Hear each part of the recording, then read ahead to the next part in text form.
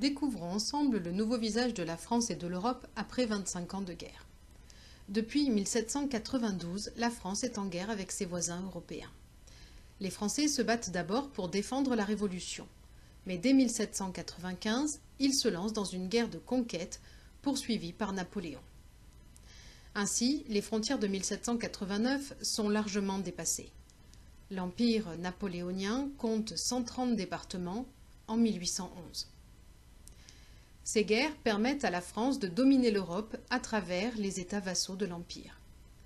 Le Royaume d'Espagne, le Grand-Duché de Varsovie, la Confédération du Rhin, le Royaume d'Italie et le Royaume de Naples.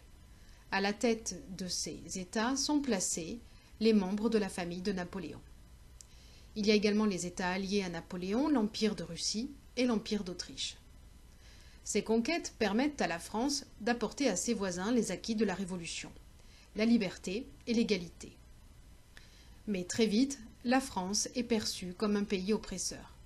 En effet, les pays conquis doivent fournir des matières premières, du matériel et surtout des hommes enrôlés dans la grande armée pour assurer les conquêtes. Dans la Confédération du Rhin et dans le Royaume d'Espagne, explosent des soulèvements anti-français. Ainsi, avec l'occupation française, les peuples dominés prennent conscience qu'ils forment une nation, c'est-à-dire un groupe de personnes qui se distinguent des autres par leur histoire, leur culture et leur désir de vivre ensemble et dès lors se révoltent contre les Français.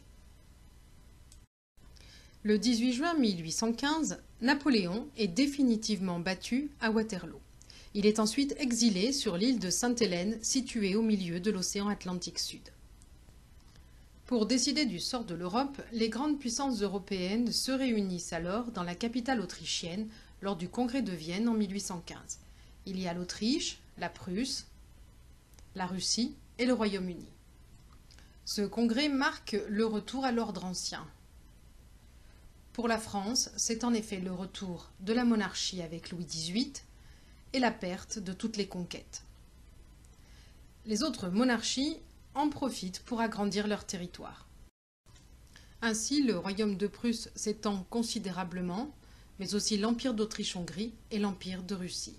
Ils le font sans tenir compte du sentiment national, c'est-à-dire que ce sont des empires multinationaux. Ils comprennent plusieurs nations sur leur territoire.